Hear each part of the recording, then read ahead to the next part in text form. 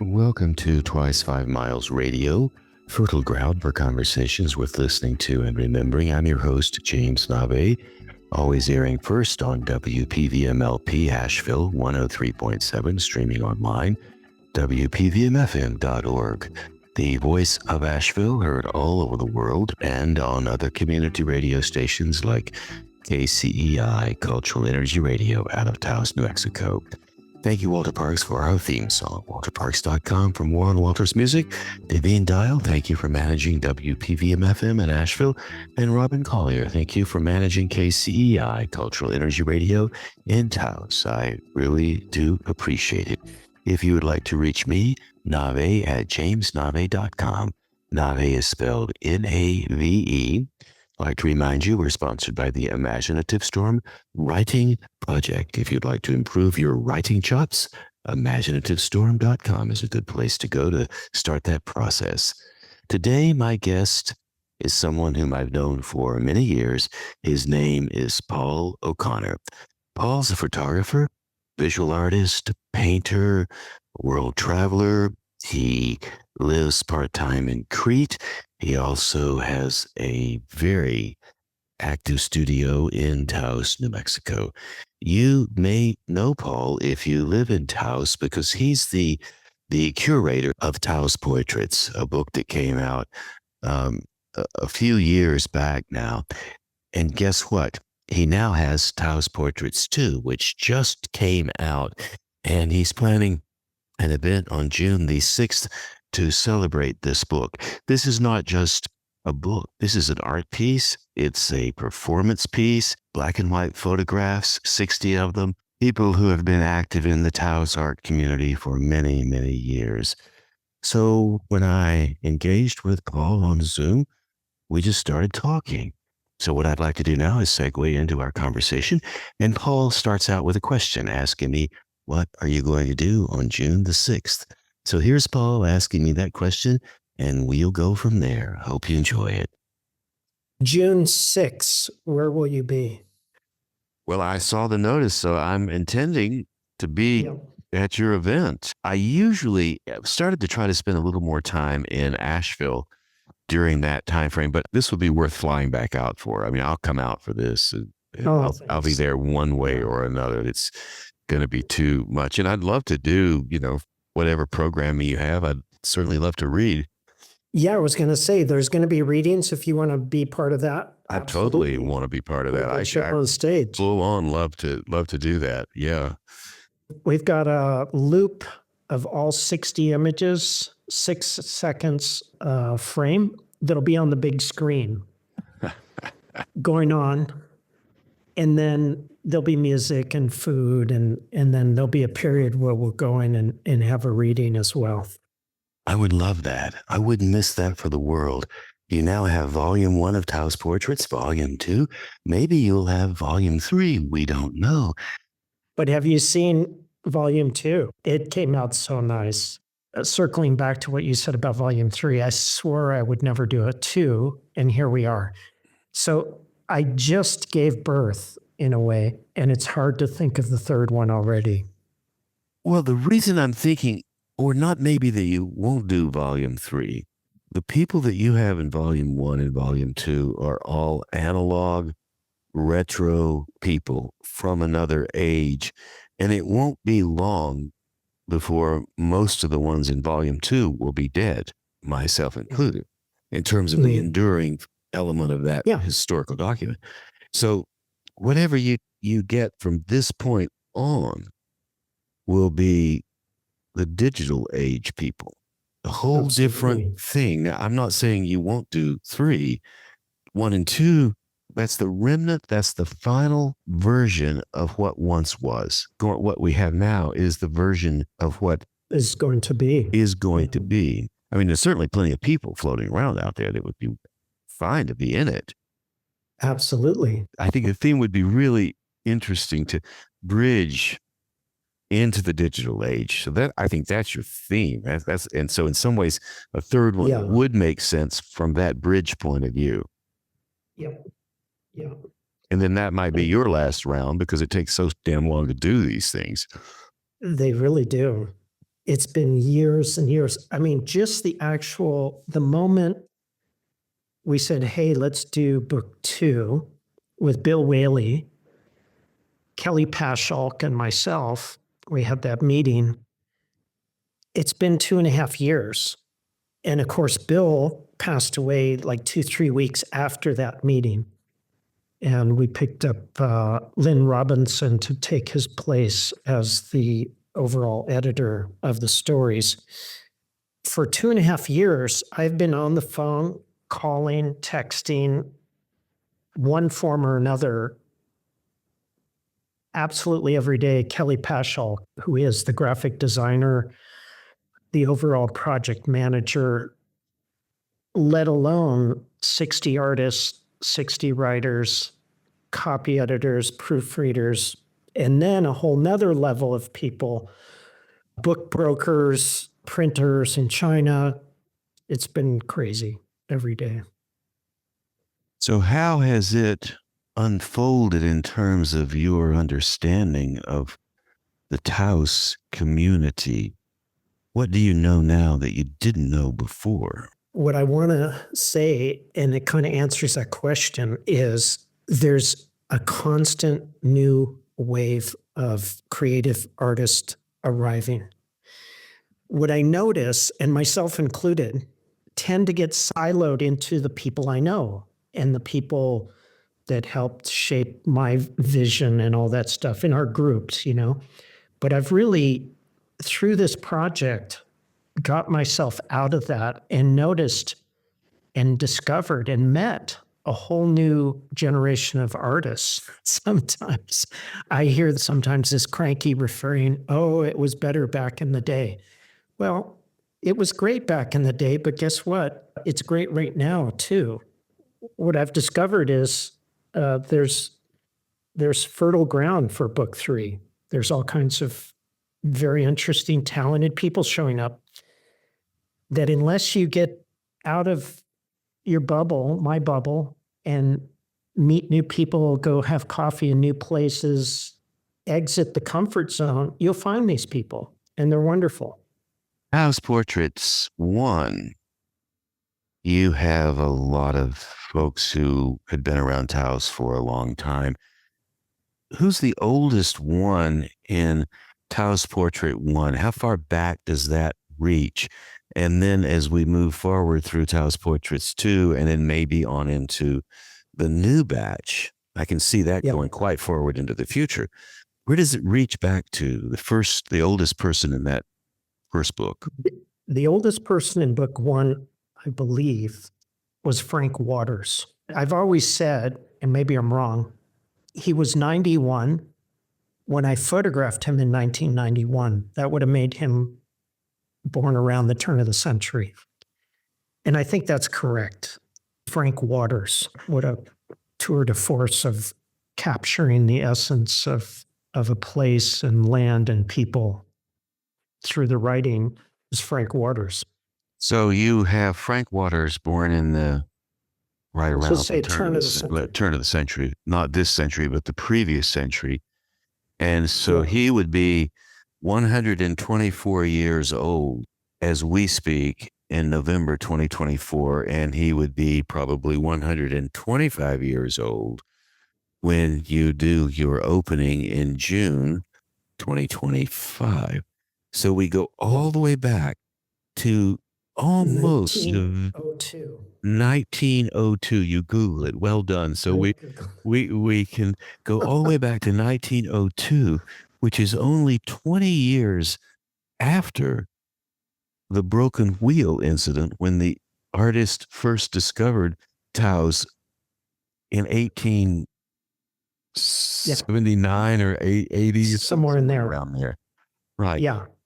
Gina Brenneman, you've just brought up a subject that got some clarification in the foreword of my book, The Broken Wheel story, which is the East Coast Anglo artist discovering Taos.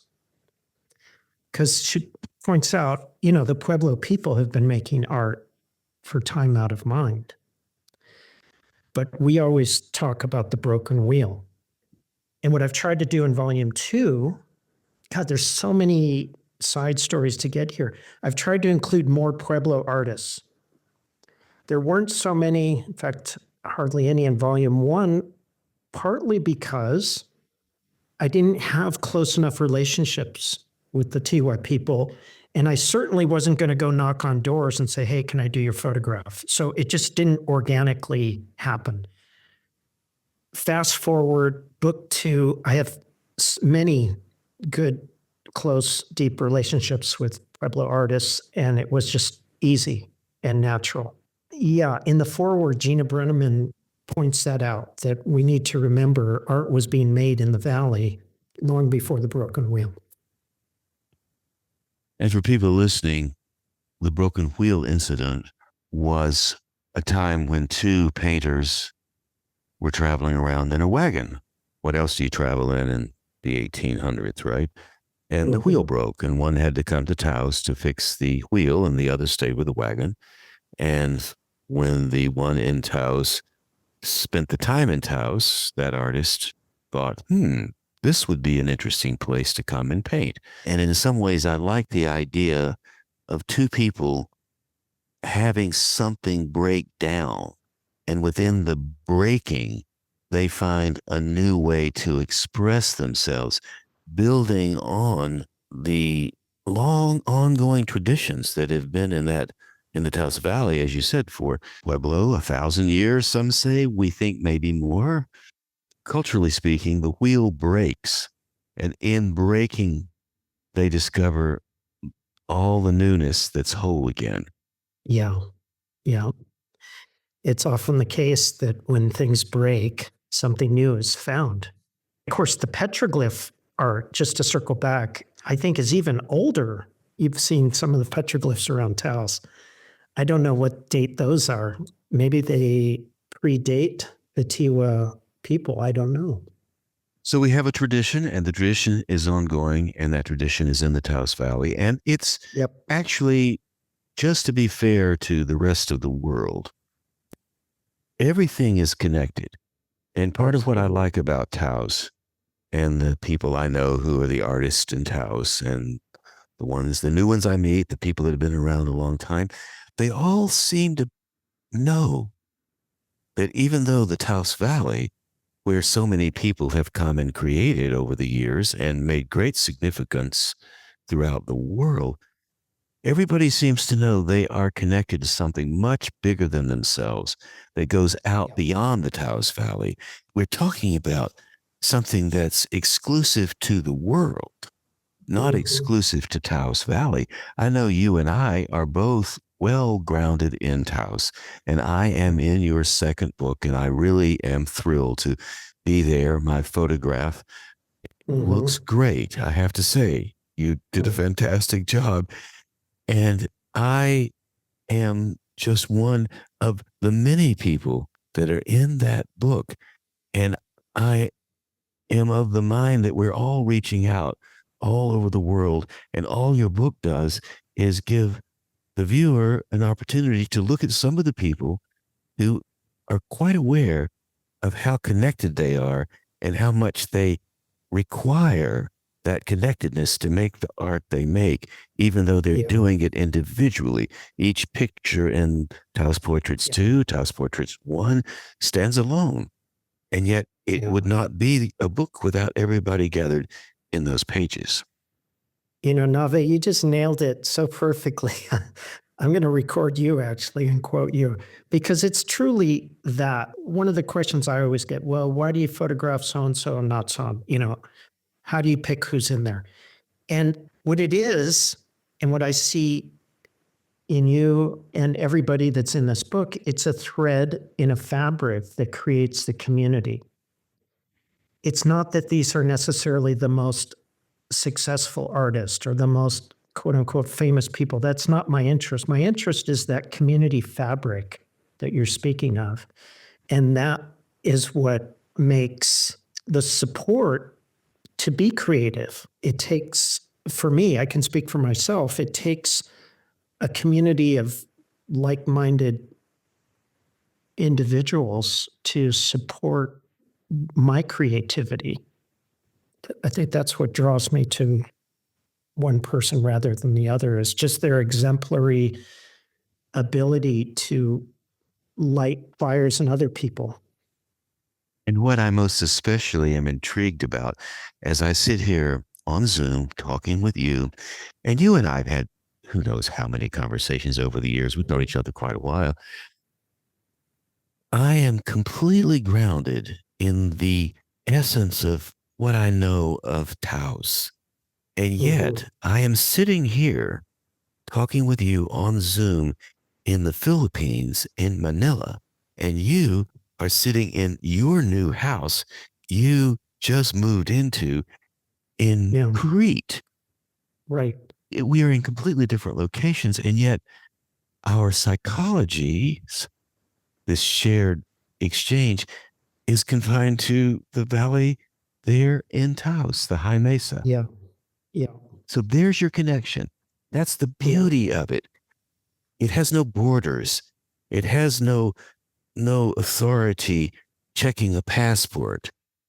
No. This is free form in the most beautiful, universal way that it can be, while at the same time, you hold up this beautiful, exquisite book. And anybody who sees it knows this is an art piece. And its complete, utter form. It is as close to excellence as you can get. And I've seen your artwork. I know your photographs. I know you sculpt things. I know you paint. And you're very, very precise. And within the precision lies the broken wheel, the beauty, because much of what you make precisely has some fragmentation to it. Yeah. Thanks. Taos is definitely in my heart wherever I go. I mean, I feel that's my center of gravity creatively, for sure, and community, you know.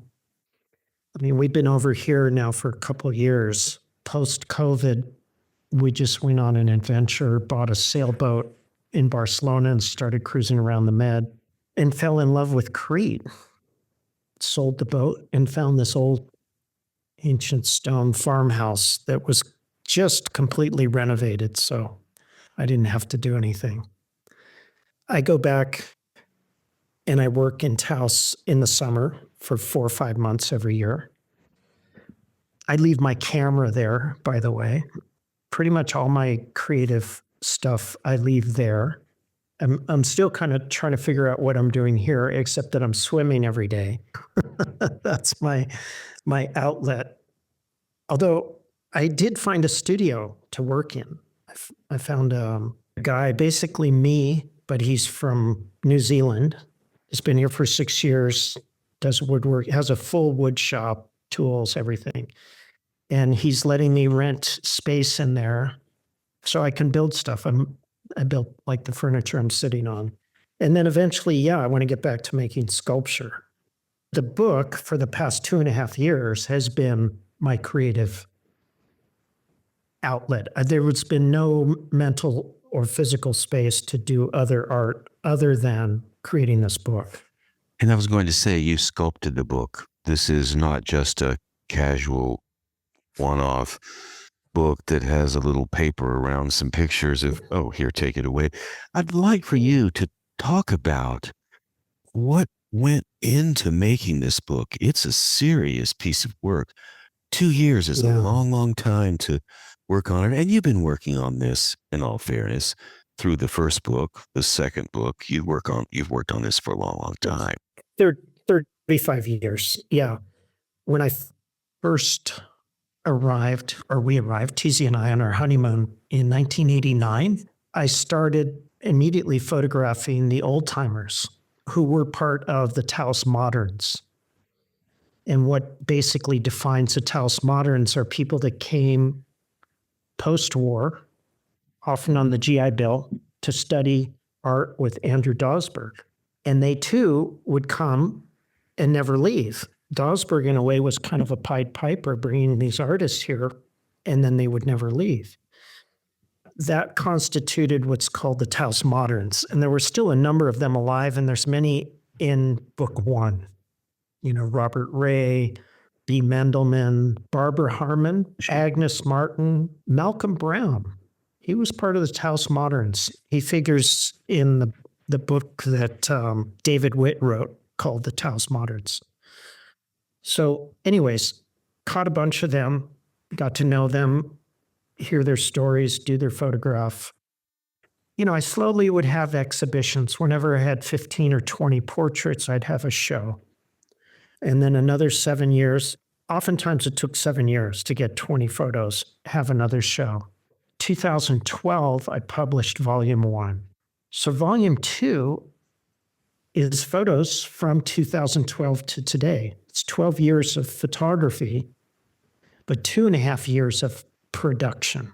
The challenge is also to find the right storyteller to write a story on the given individual, because there's so much that can be written, and ultimately we have one page, 900 words max. The only instruction we gave was basically, we don't want a resume. I don't care where they studied, what kind of art they make, blah, blah, blah. It's more like the stories we tell. Like if I'm inviting you to dinner and my guests don't know you, before you arrive, I might tell an anecdote or two about who you are so they know who's coming through the door. It's those kind of stories that gives you a sense of who they are. So yeah, 12 years of photography, 2.5 years of production. And then from that meeting, that initial meeting of like, okay, let's do this, there's just all that gathering of information and editing and then fundraising. These books are not viable on their own steam. You need sponsors. I did that whole thing. I think people listening would like to know how that worked and how those sponsors came to play and the cost of production for something like this, because it's quite expensive to create this kind of work. So, okay, I'll lift the veil. To produce this book cost $80,000. How I fundraised was connect with a 501c3 as an umbrella, a fiscal sponsor, and it was Taos Arts Council this time. I connected with Sonia Davis, who works with the Harwood and also is the president of the Taos Arts Council. She agreed to work with us on this project. And basically what it does is allows people to give money and get a tax write-off. And then those funds were held by the Taos Arts Council. And when we had hard expenses, we would pass that invoice on to them and they would pay it. So we never even had to touch or manage money. And in that way, people of goodwill that want to see this art project happen, because, in many respects, I consider this book a performance art piece that sits on a table, and when you want to interact with it or somebody just comes along and opens that book, begins the show. Again, this kind of book, the reason you don't see many of these around is they're incredibly expensive to produce. They're very difficult. And by the time, distribution, people taking their percentages, blah, blah, blah, it's not a moneymaker. I invite anybody actually to do book 3, find out how difficult it is. But it's worth it. For me, it's a passion work. So I don't think of time. I don't think of money. I don't think of anything. It's just, I've got to make this thing happen. And that's the only way it happens. So yeah, always think of an exchange. Portraits, I never charge for portraits. I only photograph people I want to photograph. And conversely, I don't do portraits for hire. People call me, email me, how much to do a portrait? 0, because I don't do that. I've reserved portraiture just for this experience. So I've taken out all the financial. So when I do a portrait like yourself, there's got to be an exchange. I gave you a print and a digital file to use. In a way, it's shared copyright. I give you that to use for your own personal promotion. Just don't make fine art prints. That's what I try to sell. Other than that, use the image. So there's an exchange there. I have figured out how to not make money in photography. And if anybody wants those pearls of wisdom, I've got it. Say more about the production values you have in this book, and how did you come to those? What kind of collaboration did you have to do? I know Lynn Robinson was the editor. I read what I wrote about Tony Houston, who's in there, and I thought, gosh, Lynn did a great job editing me. Well done, Lynn. I was worried. Yeah. And Yeah. she did a fantastic job. Of course, Lynn Robinson is the editor of The Tempo, which is the Taos News weekly insert, and she's done a fantastic job since she's been there for the last, I guess now 4 or 5 years, maybe a little longer. I don't know. Yeah. And how does the production, the value, this is a seriously well-produced book. How did you make that happen? And as people listen to this, I'm sure they're curious, because a lot of people who listen to this show like to write. They like to produce their work. They want to publish. They sometimes put a little bit too much weight on the commercial side of it, which is obviously not something you have done, although it does cost. How does all that work? It's basically finding the right team members and allowing them to do their thing. Kelly Paschalk is an incredible designer. She has a wonderful eye. Lynn Robinson has a unique take and view and history in Taos that made her just the perfect person to be the one editing these stories. Had it been somebody with a more, I don't know how to contrast it, but just a different, it would feel different. So allowing people to apply their talents and gifts to their work. And I think the trick is knowing when to step in and say, wait a second, I don't think that works. And also just letting it like, I didn't think of that. You're right. Let's do it that way. But ultimately, a lot of collaboration. That's the key to the flavor of this book. In many respects, I don't consider it my book. It's as much the teams and the community and the individuals that sat. I mean, everyone's giving to this. Mm-hmm. Yeah. Yeah. Describe the book itself, the size, the weight, the paper, the choices that you made. It's black and white. How did you come to those black and white images so well resolved? You didn't just take a snap and toss out 1.3 megabyte and say, here, hope, good luck. What went on behind the scenes? How did you know how to get that level of quality? Of course, picking up other books of great photographers and just going, wow, I would love a book like this. Black and white, I've always been drawn to since my days at Pasadena Art Center. And even before that, my first beginning photography class at Pepperdine University. I love black and whites because it reveals more, ultimately. If I can tell one anecdote, I was an assistant. It's a good thing to do, by the way, when learning photography, is get yourself hired as the assistant, carry the bags and the film and all that stuff for another photographer. And I did that, and just never forget this scene. This guy gets hired to photograph a CEO in Orange County, okay? And I'm carrying the bags and the reflectors and the lights and schlepping in there. And you walk in the guy's office, and there he is looking like $1 million in his power position as the CEO behind his desk. And he knows very well everything's choreographed in a way, right? This photographer, and I believe part of it was this think of like, I've got to earn my money. I've got to do something.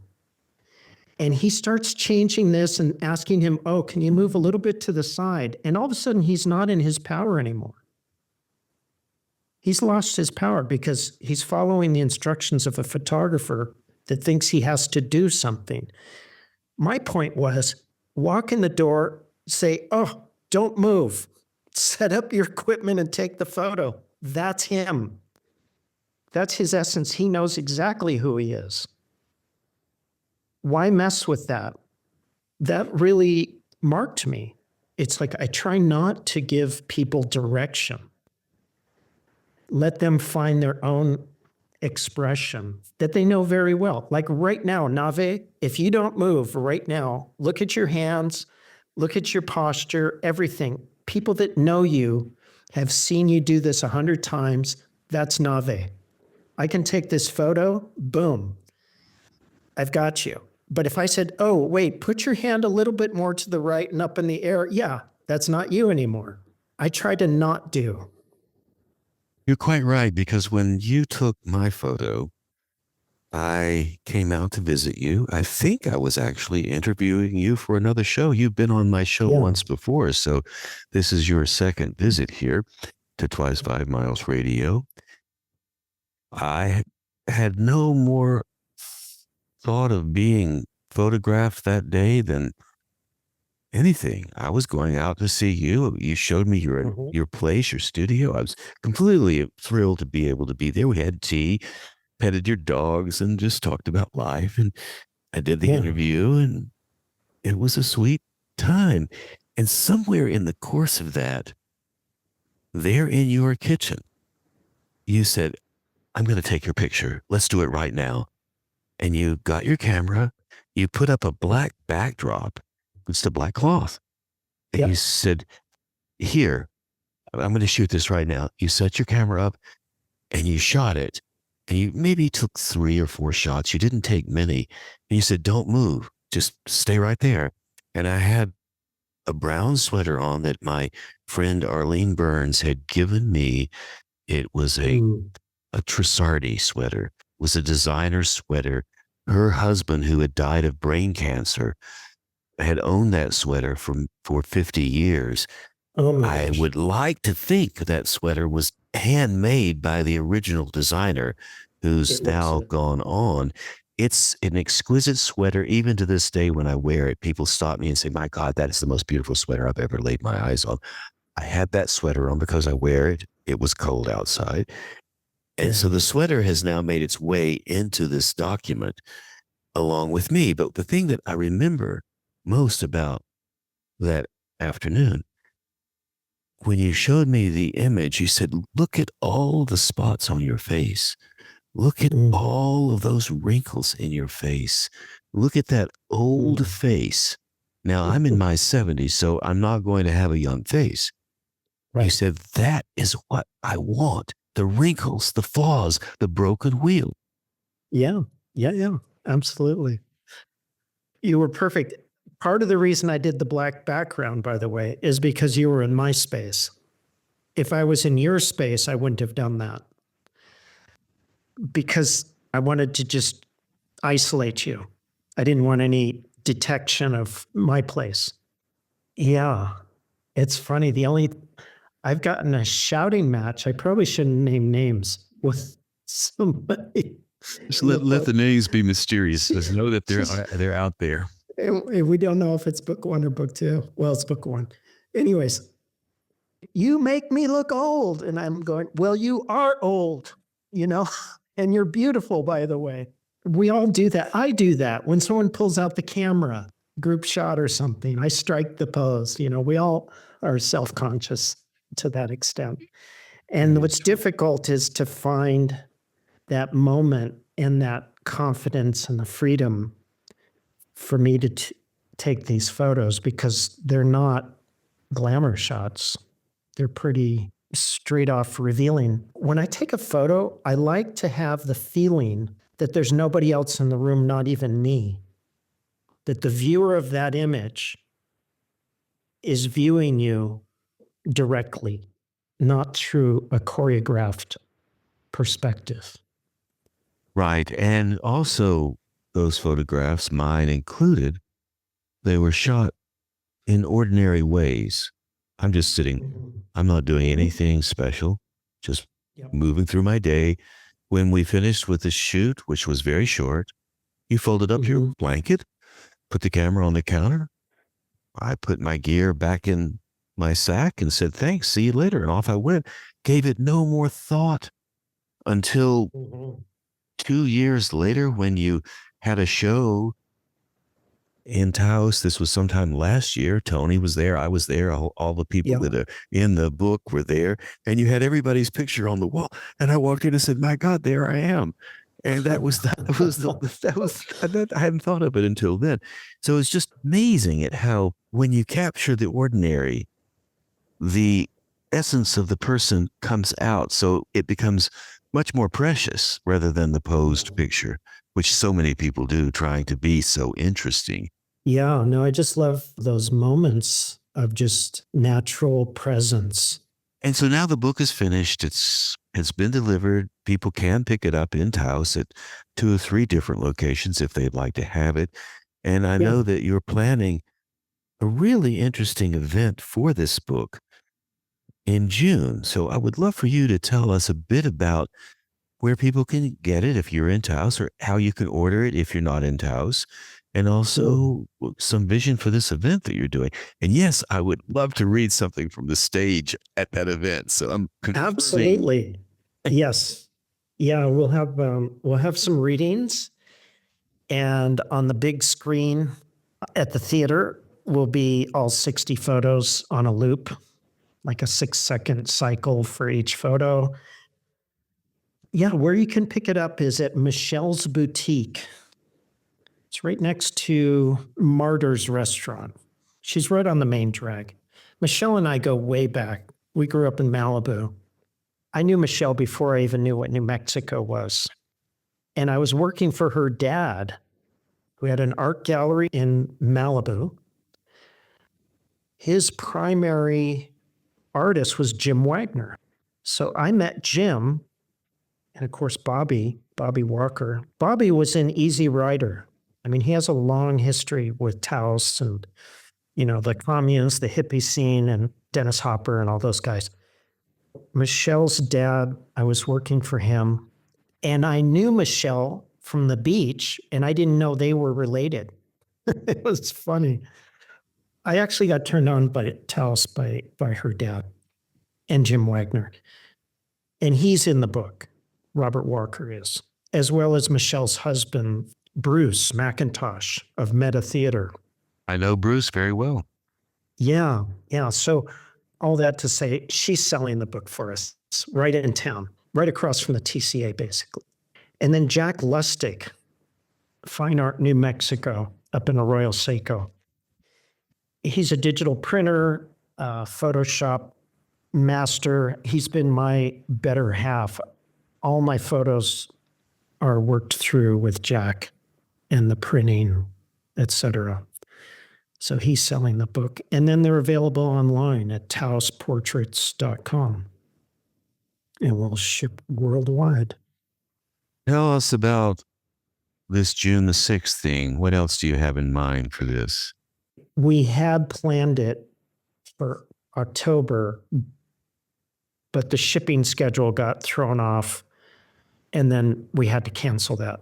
So why June 6th? Only because TZ and I will be back in Taos June 1st for the summer. June 6th, it'll be at the TCA at the big Encore Gallery, which is the lobby of the theater. And it'll take place in the theater and in the lobby, music, food, book signings. Most of the artists are saying they'll be there, so it'll be kind of a reunion of the book. And the writers as well, hoping for that kind of energy of bringing everybody back together. And before we go, say a little bit more about the writers. We've talked a bit about the poetries, but the writers. I wrote something for Tony Houston, who's in there. Allegra Houston, his sister, wrote something for me. So there's a cross-pollination going on with all that as well. Absolutely. Yeah, the writers have a critical role because they are telling the stories. And ultimately, that's what connects us all, are these stories. Well, I will say we had a different approach in book 2 than we did in book 1. Book 1, we made the mistake, and I will say it's a mistake, of getting a writer. They would produce a piece, and then we would send it to the subject, to the artist, for their approval. And unfortunately, again, no names, but a couple of them over edited their own piece, which was too bad. This time around, we treated the writers as their own artist. They're producing their own thing, and they don't need to be edited by the person who they're writing about necessarily. Oftentimes they're friends, they're going to do that anyway. But we really treated the writers with the respect of their creative process. So Lynn did the editing, and that was it. So we did the fine tuning. Adrian Palm did the copy editing, and then there was proofreading, of course. And so it went through a lot of things, but it did not go back to the artist because that extra layer of edits oftentimes is too bad. One story, because he's passed away, Bob Ellis, director of the Harwood Museum. I was with Bill Whaley when he interviewed Bob. My jaw was on the floor. This guy is amazing. I had no idea. I'd known him as the director of the museum, but my God, what a fascinating life and character. And Bill wrote a wonderful story. And then Bob just started editing. Oh, you can't say that because, my UNM thing and I'm the blah, blah, blah. And it turned into a resume. And it's too bad. It's like we don't get to know who this amazing person was. I know when I wrote the piece for Tony, I was worried because I knew other writers were putting their work out there, and Taos has plenty of talent, let me tell you, and we all know that. And I thought, well, I hope this works okay. And when I read what you eventually published, I thought, oh, thank God for Lynn Robinson, because she edited it in such a wonderful way. Not to really take away from what I wrote, but to say that I'm happy to be in collaboration with people. Exactly. And that's what this entire project is. It's a big, giant performance art collaboration piece. And it will endure for many, many years. Yeah, long after we're gone. Exactly. Yeah. It's only going to get better with time. Absolutely. So, Paul, do you have anything to say as we close this out? I really appreciate you just dropping into this conversation. I didn't even introduce the show. I just said, let's talk, and off we went. Off we go. I tell you, it's really taught me this whole process to really pay attention to what's in front of us right now. Listen to the stories, listen to what's happening, observe what's happening. It's all just magnificently beautiful. It makes me appreciate the present because, a lot of people from book one have passed on. Several in book two have already passed on. John Nichols amazingly wrote a piece for our introduction. The book is dedicated to Bill Whaley, and John Nichols wrote a piece for the book.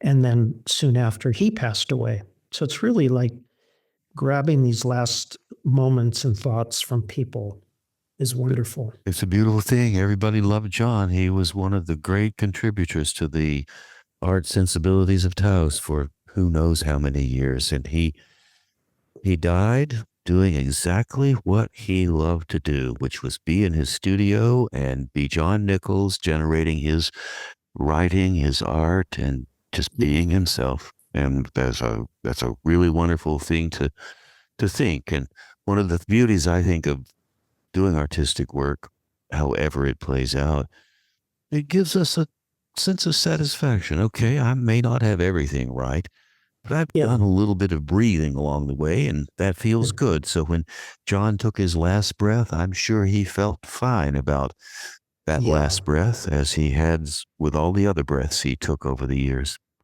Yeah, I really admired his work ethic. I mean, creatively, he was just every day doing his art. It's a good thing. Well, Paul, thank you so much for doing your art. I really appreciate this, and I will just say thank you.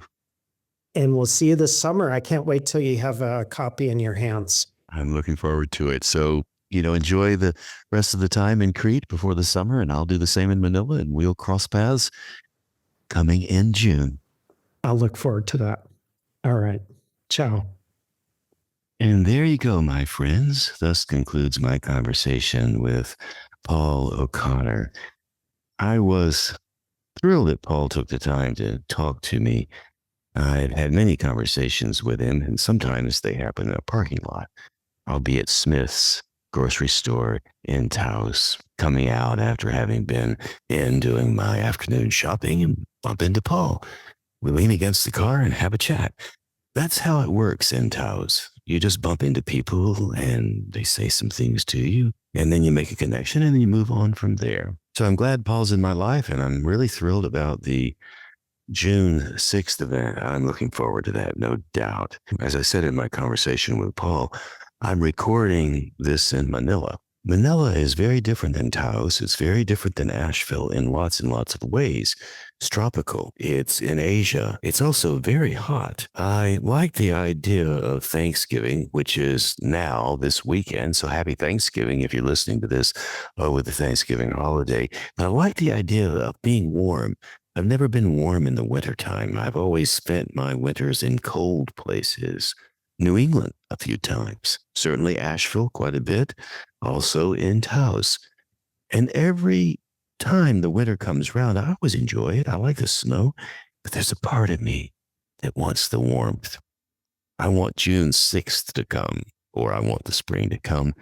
And I get so excited in the spring when I'm in, say, for example, Western North Carolina, and the flowers bloom. I've had that happen in Prospect Park in New York, and also see the flowers in Taos as well. So being in Manila, you don't have spring flowers here. It's just warm all the time. Now, I can go north 3 hours to the mountains and it will be cool. And maybe I could even go a little further north and might even get cold. But it never freezes like it does in New England or Asheville or in Taos. So I'm warm right now, and I plan to be here until March the 9th. So I'll be warm throughout the winter. We'll see what it's like to not have a winter time. So when I come back to the States, I will hopefully be greeted by the beginning of spring in Taos, although March 9th, you still have a lot of snow there. Anyway, one of the things that I've been doing, I've talked about this a bit on the show, I have been walking a great deal, and I've been recalling all the puns that I've memorized over the years. And I've memorized many of them. Right now, I'm currently working on A Child's Christmas in Wales. Now, I have been doing A Child's Christmas in Wales every Christmas since 1989 in one form or another. And I do have it memorized, and it is 23 minutes long. And every year, I get excited about it because I like to explore the idea of this fabulous story about a boy growing up in Wales. But the story is really about a man trying to remember his childhood in Wales. Years later, he's trying to remember the childhood. And as you know, if you've ever tried to remember anything, you know that your memory is somewhat accurate. It's also a bit fictional. You may or may not have done the things you think you remembered, but you do think you did them. And so they become true in your imagination. So I've been walking and reciting A Child's Christmas in Wales, but this year I'm coming at it in a very different way. By the way, December the 18th, 5 to 6 p.m. Eastern Standard Time and 3 to 4 p.m. Mountain Standard Time, I'll be performing A Child's Christmas in Wales on Zoom, and you can find the link to that by going to jamesnavé.com, scan down to the events, and you will see it listed there. So I'd love to have you join me. You can also bring your friends. So one of the things I have been exploring with A Child's Christmas in Wales, and I don't have too much time to go into it now, other than to say I've gone over this piece thousands of times over the last 30 years. But this year, I've decided to do something different.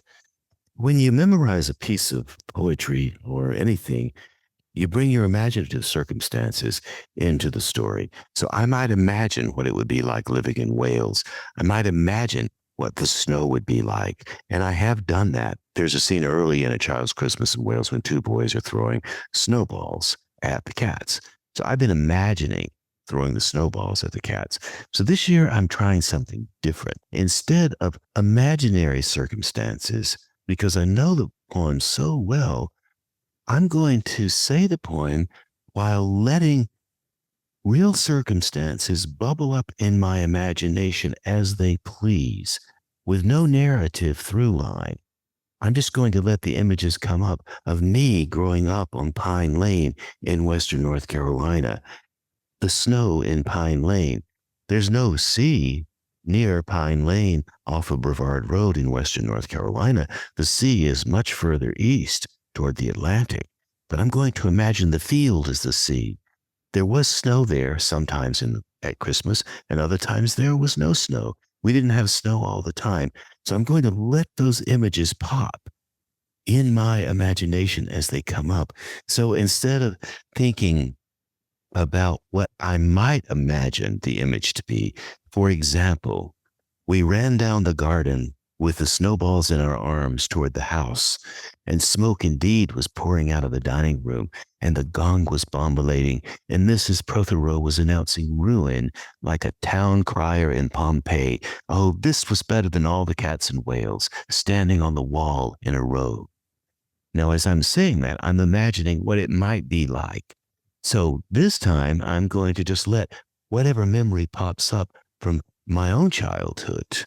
And we ran down the garden with the snowballs in our arms toward the house, and smoke indeed was pouring out of the dining room, and the gong was bombulating, and Mrs. Prothero was announcing ruin. It's like a town crier in Pompeii. Oh, this was better than all the cats in Wales standing on the wall in a row.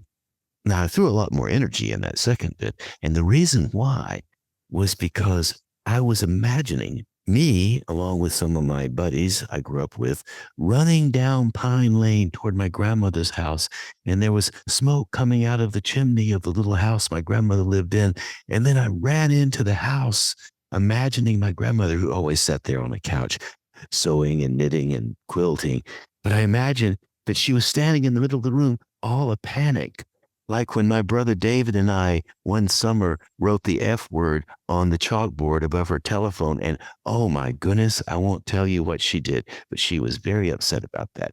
So I am imagining my grandmother and all the things that she did, and I'm letting my imagination just swirl around inside as I say those lines. Now, will it work out? Will it be art? Will you be intrigued by it? Will I stumble all over my shoelaces? I don't know, but I'm going to try it. And that's what I like to do, is experiment with things like that. So I'll do that on December the 18th. JamesNavé.com is where you'll find a link to the Child's Christmas in Wales. And I say all of this to you because this is what I do artistically. I explore these things. I explore language. I explore the spoken word. I explore the ancient ideas, the rhythm, the beats, everything has been with us all along. So I'd love to explore that. And that's one of the reasons I'm thrilled to be in Paul's book. It's just a real pleasure to be in Taos Portraits too. And I'm so glad my image is in there. And it is a wrinkled image. And I do look old. And he made me look old. And I am old.